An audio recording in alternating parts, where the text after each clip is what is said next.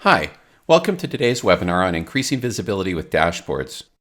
We're going to look at how you get insights on demand by providing meaningful metrics on role-based dashboards. I'm Bob Shago. I've been building and teaching about cloud computing for the last 17 years, before we even started calling it cloud. I've been working with Sage Intacct in one capacity or another for 14 years and worked on the launch of our very first dashboards over a decade ago. I've seen amazing advances in cloud computing for finance and look forward to sharing some of that knowledge with you today. Before we move forward, I'd just like to let you know that this presentation is the fourth in a 6-webinar series on cloud financial management. Today's webinar will be part presentation and part demonstration. I'll explain why we think dashboards are a good idea, what problems they solve for organizations, and then I'll show you what dashboards are and walk through the basics. After you've had a glimpse of what a dashboard is, I'll walk through examples of what some of customers are doing with dashboards to make them work for their specific needs. I'll then take a deeper dive into just how we build dashboards. Building out a dashboard is faster and easier than you might think. I'll even show you how we build the metrics that you'll see at the top of a dashboard. Lastly, we'll look at the security built into dashboards, followed by a summary. So why use dashboards? This is a question I get from people who are new to Sage Intacct or who may have been on it for a while and haven't used dashboards. But then I talk to people who are using dashboards and the answers become immediately obvious. People using Sage Intacct dashboards are just more excited about all the things they can do with Sage Intacct. Or maybe I should say they're more excited about all the things they can see. Without dashboards, most companies face two big issues. When it's time to analyze their financial data, they jump from report to report and work to glean meaningful metrics from the reports. They answer some questions with balance statements, others with cash flow statements, and others with ad hoc sales reports. They export and crunch numbers in spreadsheets to get to key performance metrics. This brings up the second issue. The information that's been exported, crunched, and formatted is no longer current. It's as out of date as the time it took to do all the steps needed to get it into shape to present. What is needed is a way to look at current data in one place that can be analyzed on the fly. This brings us to dashboards. The promise of the dashboard is that you have current information in one place. A dashboard gathers reports, charts, and metrics into a single view. And it's more than just having your current reports and charts at your fingertips. A dashboard lets you include the information you need for the task at hand. If your role is to manage expenses, you create a dashboard focused on the metrics and reporting that goes into expenses. You may even want to add in lists of recent expense reports. If you are the CFO, you may require a dashboard with a 30,000-foot view of the company that lets you drill down into details behind the metrics and summaries. The idea is to create dashboards that function as tools for finance to accelerate and inform the work of humans. So far, I've just been setting the stage. Now I'd like to get to showing you what a dashboard is. I think that once you're oriented to what a dashboard is, you'll better understand the real-world examples of role-based dashboards that I'm going to share. Remember, this first demo section is an overview, and then later I'll pop the hood and we'll look at how a dashboard works. I'm going to show you a dashboard with financial metrics, reports, and charts from a sample company. This is a bit of a continuation from the previous presentation in this series on dimensional reporting. These dimensional reports are easily shared in a dashboard. I'll switch between multiple dashboards and even look at the same dashboard in multiple entities. I'll show you how we filter dashboards on the fly, drill down to see the numbers that make up the performance card metrics, modify charts right from the dashboard, and also drill into the transactions behind reports. This is a dashboard. Specifically, it's a dashboard designed to give the CEO a view of the company. With a couple of clicks, I can switch to a different dashboard specific to another role. Right now, I'm in the top-level view of this organization. The sample company I have here is a multi-entity company. I can quickly bring up an individual entity. Notice that it opens in a new browser tab, so I can quickly move back and forth between any entity and the top-level view without closing anything else. In this entity, I have the same dashboard I was on in the previous tab, but now it only shows the metrics for this entity. Selecting another entity will open a new tab with that entity, and so on. Sometimes you might want to build a dashboard that only makes sense for a particular entity. Labels and filters help you make that usable for others in the company. Going back to my top-level entity, you'll notice that I have these selection menus at the top of my dashboard. These are dimensional filters. Sage Intacct uses dimensions throughout the system to tag and categorize transactions that then lead to reporting that can be broken out by dimension or filtered by dimension. Dimensions are things like entities, locations, departments, employees, items, customers, vendors, projects, contracts, warehouses, and any other aspect of your business that might make sense for reporting. A trucking company might use trucks as a dimension and then run a P&L broken out by truck. Those same dimensions are available for filtering a dashboard. I can add up to 3 dimensions to a dashboard and then filter the dashboard on the fly. By selecting from the dimension dropdown, the dashboard instantly updates to show me the metrics filtered for that dimension. In this case, I'm selecting a dimension group to look at these dashboard metrics for my distributor customers. Performance cards also allow me to drill down to see the GL group totals behind the metric.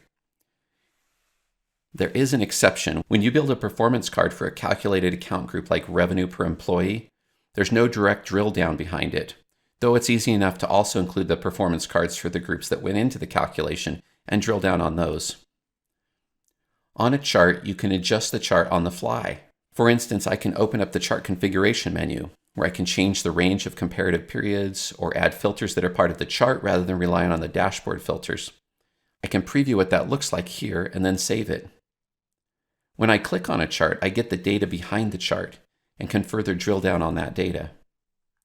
If I switch over to my controller dashboard, where I have more tabular reports, you can see that I can drill down on elements of reports. I can click on row labels to see the account groups and then to individual amounts within those accounts. I can drill all the way back to source transactions if needed. The idea is that the dashboard isn't just a place to see the numbers, it's a place to analyze and dig into the numbers. Let's jump back to my presentation and look at what the mobile experience is like. I've captured a screen from a dashboard on a mobile device like a phone or tablet. The mobile interface keeps everything orderly on a smaller screen and lets the on-the-go manager keep track of important metrics. The mobile version is also handy for approving transactions. Now that we've looked at what a dashboard is and what it does, I'll show you a few real-world examples of dashboards built by actual finance teams to meet specific needs for their companies. These 3 companies shared their stories and their dashboards at our user conference. They're all leaders in their finance teams, not IT gurus, and all their dashboards were built within their finance teams. The first couple dashboards are from Julie Raskin, Vice President of Finance and Administration at WMHT Educational Telecommunications. They're a PBS television station with a revenue model that has some interesting aspects to it that differ from what you might see in a typical business. This dashboard was created for the CEO to use when meeting with the board. It gives quick heads-up insight into questions commonly asked in the board meetings. And as I showed you a moment ago, whenever someone asks about details behind metrics, the CEO can drill down into the numbers to give specific answers about the financials of the company. For example, if the board wants to see the sources of membership income, the CEO can drill into that metric and reveal transactions behind the metric. Compare this to the old method where questions often receive the response, "I'll track down that information and get back to you." Unlike the previous dashboard that was designed for the boardroom, this dashboard focuses on day-to-day activity and decision-making. In public broadcasting, content is paid for through what's called underwriting. It's donation or sponsor revenue that is collected, reported on, and aligned with the content it supports. Julie has a dashboard just for keeping track of this very important aspect of their finances. Each underwriting manager has a version of the dashboard specific to their accounts. The dashboard shows payment received, customer aging, and AR aging for Mary Ann's accounts. And this is reporting on live information, so the issues that arise today can be handled today. Don't worry about the customer aging you see here. This is from a sandbox company where Julie builds out and tests things before using them in her actual live company. So the data here is just test data. This dashboard is from Michelle Estrada, Sales Support Manager at Training Pros. She acts as a liaison between finance and the Relationship Management Team, or RMs. Her dashboards relay information regarding the RM's accounts, such as open invoices, sales, project time spent, and budgeted hours. She's able to provide a dashboard for each RM to view their specific accounts. This has eliminated reporting requests from this key revenue team and freed up finance to work on more proactive projects. It also gives the relationship managers the current information they need to drive their part of the business. Michelle also created client dashboards to provide key information about a client and their projects that can be used on the screen during a client discussion. With all the information about the client right at their fingertips, they've eliminated awkward delays that come when they have to go search for information, or the embarrassment of going into a discussion with information that is out of date. What can you put on a dashboard? That's a question I've been asked since we launched dashboards. I wrote a couple of quick start guides about it then. I could probably write a whole book about it now. We don't have time for the exhaustive list, but I'm going to attempt to demonstrate some of the capabilities and let your creativity fill in all the possibilities. Now let me point out before I get into this demo that any user with dashboard permissions can do the things I'm going to show you. Building dashboards really is as easy as filling out forms on a website.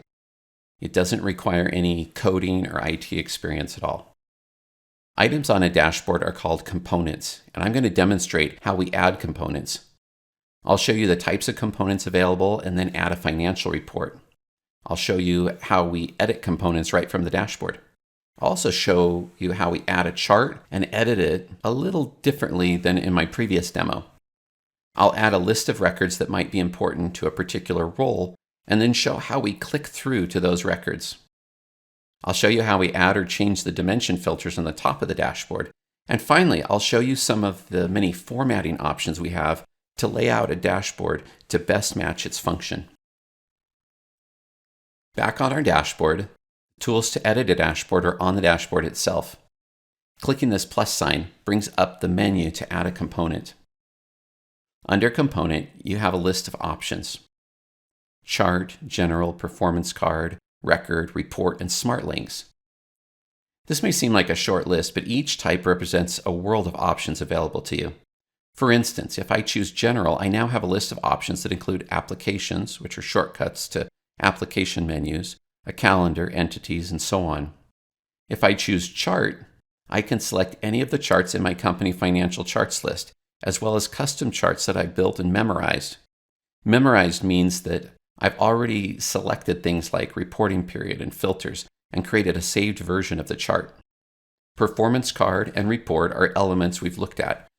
Performance cards are something I'll go into deeper a little bit later.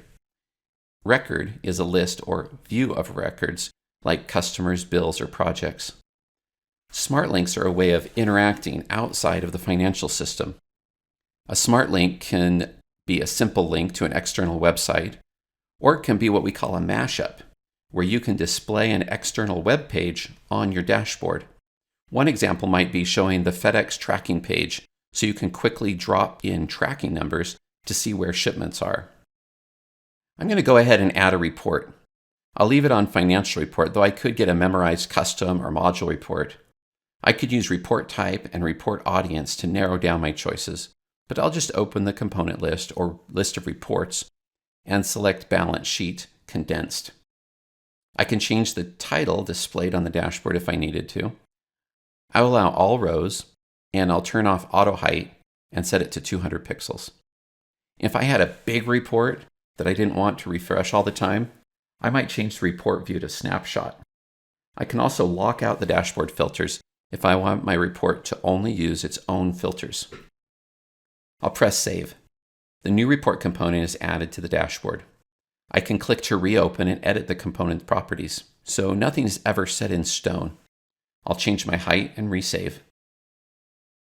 I can also open the report itself in the report editor.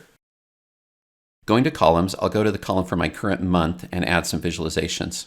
Something simple, since this will save with the report wherever it's used. I'll add a rule that says any value above 5 million gets highlighted in green. I'll save and go back to my dashboard. On the component, I can manually refresh and see the change. Let's quickly add a chart. Click to add a component, select Chart, select the chart and the chart style.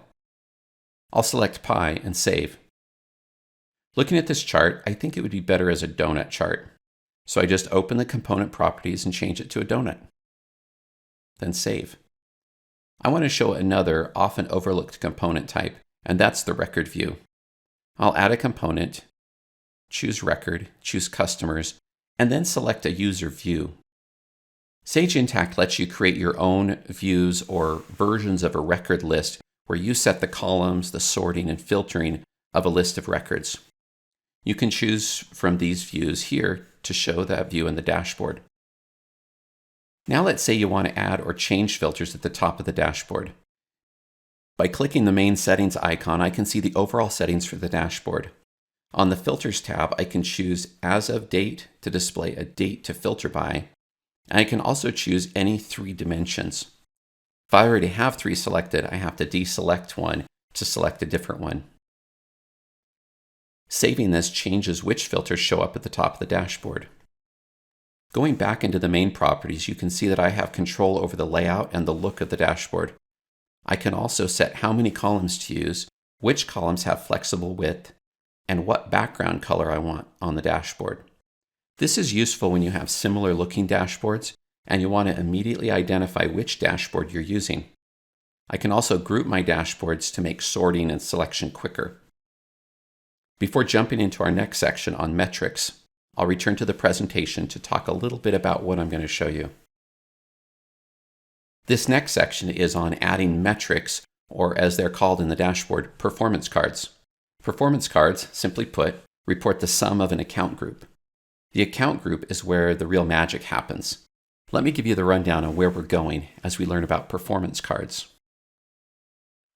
In this demo, I'll start by creating a performance card based on an existing account group.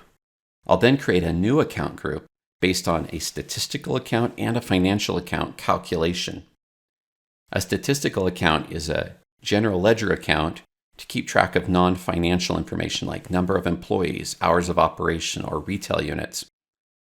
Using a calculation account group, I can create a metric like revenue per square foot or expense per employee. After creating the new account group, I'll create a performance card based on the group. Let's get started. I'll click plus to create a new component, then select Performance Card. I'll select the account group and give the card a title. I need to specify a reporting period. I can then select some options about how I want the value to be displayed.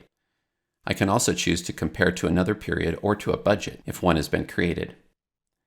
I can choose an icon to show. I typically use the up or down arrows in red and green. Whether you want it to be red or green when pointing up depends on the type of comparison. Is it revenue or expense, asset or liability? If you have a lot of performance cards, you may want to group them for easier management. You can also set dimension filters on a performance card and tell it to ignore the main dashboard filtering. Then save. You can probably see how you could quickly build a set of performance cards to reveal the financial health of your company. But what if you want to see more?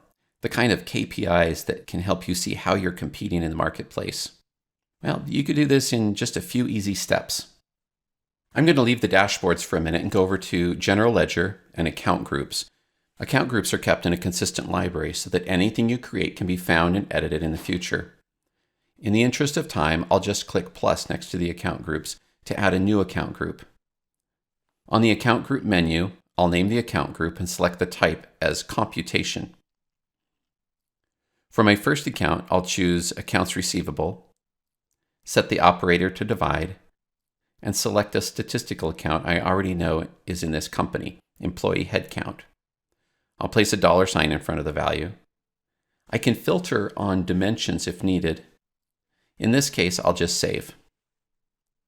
With my account group created, I can go back over to Dashboards and create a new performance card. Like before, I just click plus, select Performance Card, name it, and select the account group we just created. The rest of the options work for this performance card, so I just click Save. And just like that, I have a performance card that combines an operational metric and a financial metric to give me better insight into the state of the company. After you've put together your role-based and activity-based dashboards, you want to make sure the right people have access. and people who don't need access don't have their menus full of dashboards that don't pertain to them. In this last demo, I'm going to briefly walk through how we create permissions for dashboards. We can create groups of users and grant them permissions, and we can even grant permissions to individuals. Let me show you how easy it is. In the Properties menu for the dashboard, we have a Permissions tab where we can set permissions for this dashboard. I can choose a group or individual and either grant or deny permissions to any user in the company, not just finance. So if I want to grant permissions to just a few users, I first deny access to everyone, and then I grant permissions to just the individuals or groups who need access to the dashboard. When someone has permission to see a dashboard, it'll show up in their dashboards menu. If you lose access to your own dashboard or need to see a dashboard that isn't available to you, an administrator can open the dashboard from the main dashboards menu and grant access. This quote comes from Christy Ficini, the Chief Financial Officer for AutoClaims Direct. AutoClaims Direct went through a rapid growth period fraught with lots of manual processes and reporting. Moving to Sage Intacct allowed them to bring all their financial data into one place for greater and more current visibility. Christy said, "Sage Intacct brings us tremendous reporting and dashboard flexibility, which lets us understand relationships between business activities so we can think more strategically." I hope that as you make a serious effort to investigate moving to the cloud, you'll join us for the other webinars in this series. Each of them takes a deeper dive into the aspects of cloud financial management. If it seems like I've covered a lot in this webinar, know that dashboards have much more to them than I've had time to cover. We have additional visualization and analysis tools like our interactive custom report writer and our interactive visual explorer that both integrate with dashboards. As a parting thought, I'd like you to consider this question. How can decisions based on up-to-the-minute data help your organization thrive? Thank you.